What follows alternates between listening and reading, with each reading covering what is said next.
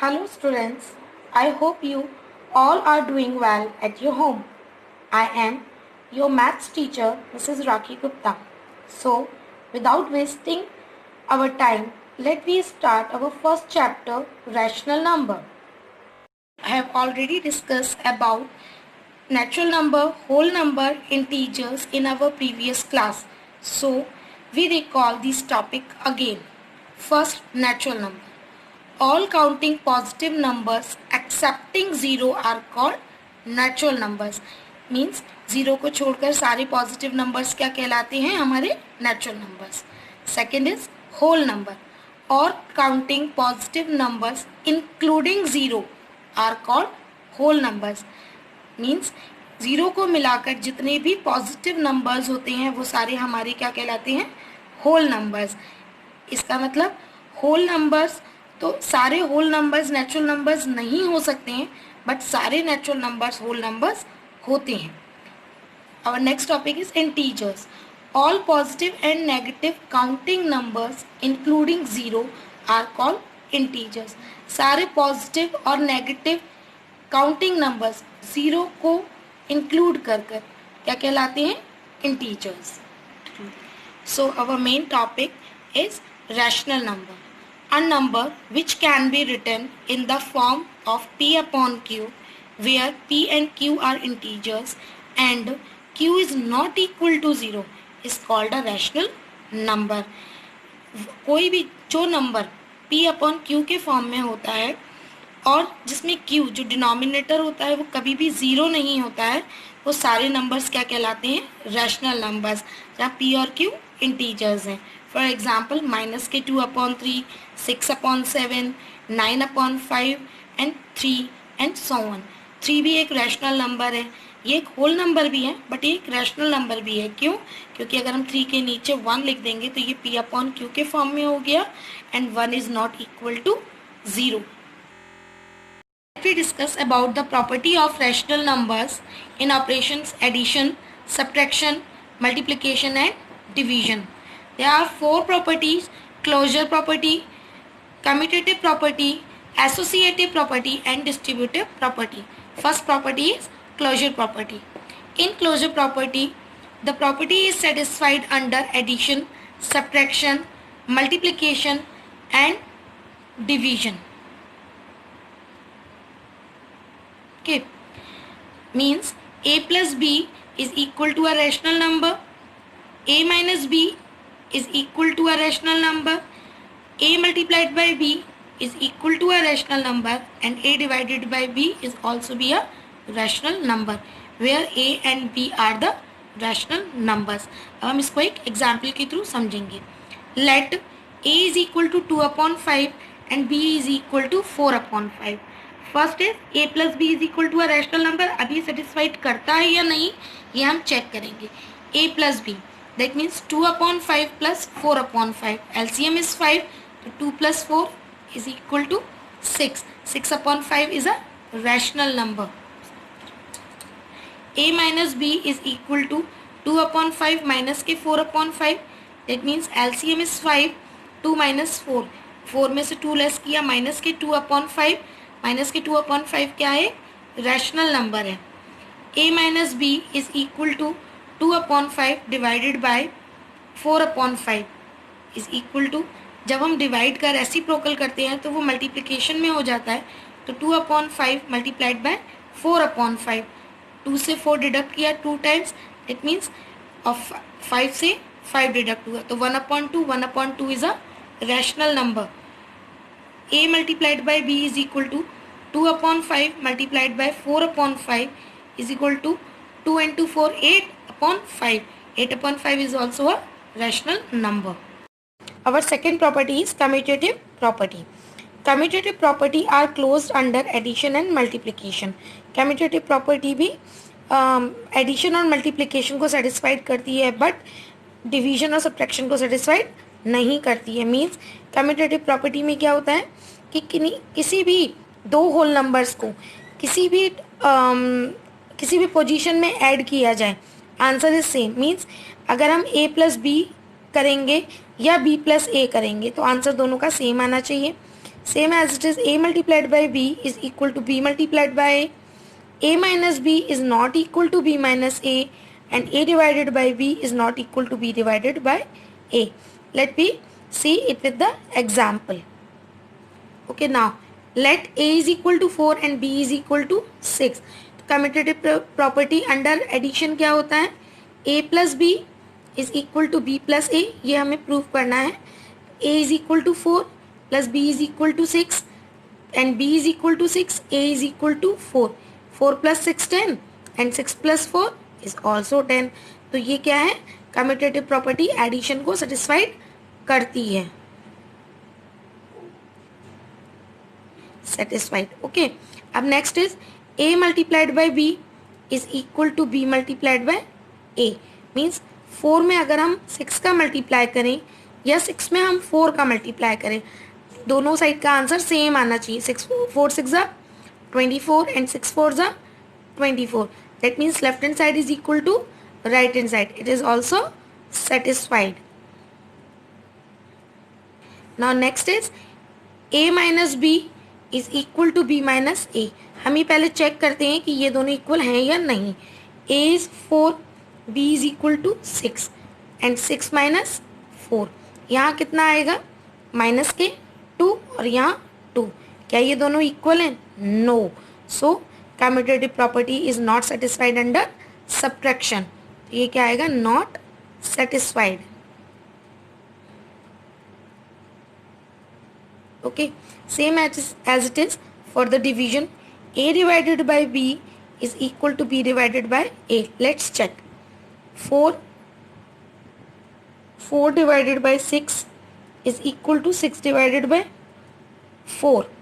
यहाँ पर क्या 4 को 6 से डिवाइड किया जा सकता है कम्प्लीटली? नहीं. क्या आएगा, एक फ्रैक्शनल नंबर आएगा. सेम एज इट इज यहाँ क्या आएगा, मिक्स फ्रैक्शन नंबर. तो a divided by b is not equal to b divided by a. ये भी क्या होगा, not satisfied. Okay, clear the topic. Our third property is associative property. Associative property are closed under addition and multiplication. Associative property भी addition और multiplication को satisfied करती है, but subtraction और division को satisfied नहीं करती है. Means a plus b plus c is equal to a plus b plus c. a multiplied b multiplied by c is equal to a multiplied by b multiplied by c. a minus b minus c is not equal to a minus b minus c, and same as it is a divided by b divided by c is not equal to a divided by b divided by c, where a b c are whole numbers. अब हम इसको एक example के through समझेंगे. Let a is equal to 3, b is equal to 4 and c is equal to 5. तो first is addition. a plus b plus c is equal to a plus b plus c. Put the value of a, b, c in the equation. 3 plus 4 plus 5 is equal to 3 plus 4 plus 5. Means हम rational numbers को किसी भी order में अगर हम add करेंगे तो answer same आएगा. तो 3 plus 4 plus 5 9 and 4 plus 3 7 plus 5 9 plus 3 12 and 7 plus 5 is also 12. That means left hand side is equal to right hand side. तो ये क्या करेगा, इसे satisfied. Okay, now let's we start for the multiplication. a multiplied by b multiplied by c is equal to a multiplied by b multiplied by c. Put the value of a, b, c. a is equal to 3, b is equal to 4, c is equal to 5 is equal to 3 multiplied by 4 multiplied by 5. 3 multiplied by 4 5s are 20 is equal to 3 4s are 12 multiplied by 5. 3 2s are 60 is equal to 12 5s are 60. That means left hand side is equal to right hand side. तो ये क्या हुआ, satisfied. Next property is distributive property. Distributive property closed under multiplication over addition. Distributive property जो होती है वो multiplication over addition के लिए satisfied होती है. Means a multiplied by b plus c is equal to a multiplied by b is plus a multiplied by c. Let we see it with the example. Let A is equal to 4, B is equal to 5 and C is equal to 6. Put the value of A, B, C in the equation. That means 4 plus 5 plus 6 is equal to 4 multiplied by 5 plus 4 multiplied by 6. 4 multiplied by 5 or 6, 11 is equal to 5, 4 5 are 20 plus 4 6 are 24. इसका multiply किया 4 11 जा 44 और ये 44. That means LHS is equal to RHS. Right hand side is equal to left hand side. तो ये क्या कर रहा है इसको satisfied. Let there is two another property is additive inverse and multiplicative inverse. First is additive inverse. Let we have any rational number a upon b. So additive inverse of a upon b is equal to minus के a upon b. Suppose कोई number है हमारे पास, कोई rational number है a upon b, तो उसका additive inverse क्या होगा माइनस के a upon b. Means rational number same रहेगा बस उसका साइन चेंज होगा. दैट मीन्स अगर पॉजिटिव है तो नेगेटिव होगा और नेगेटिव है तो पॉजिटिव हो जाएगा. Let it discuss with an example. Find the additive inverse of 3/5 and -4/5. Additive inverse of 3/5 is -3/5. Only sign are changed. And additive inverse of -4/7 is 4/7. Only sign is changed. Reciprocal नहीं होता इसका, सिर्फ sign change होता है. Okay. Our next property is reciprocal or multiplicative inverse. Let a rational number c upon d is called the reciprocal or multiplicative inverse of another non-zero rational number a upon b. That means अगर हम a upon b में c upon d का multiply करेंगे तो हमारा answer क्या आना चाहिए 1. Let we explain it by an example. Find the multiplicative inverse of -2/3 and 4/5.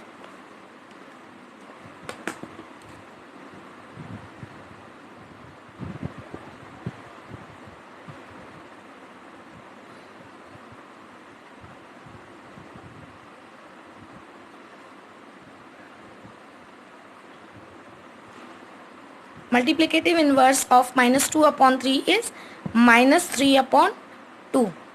In this property, we don't change the sign. We just only reciprocal the number. Means जो हमारा numerator है वो डिनोमिनेटर हो जाएगा और जो डिनोमिनेटर है वो न्यूमरेटर हो जाएगा, बट साइन चेंज नहीं होगा. Same as it is multiplicative inverse of 4/9 is 9/4. In this example, we don't change the sign. 4/9 is positive and 9/4 is also positive, but we reciprocal the numbers. That means numerator is now the denominator and denominator is now numerator. Okay.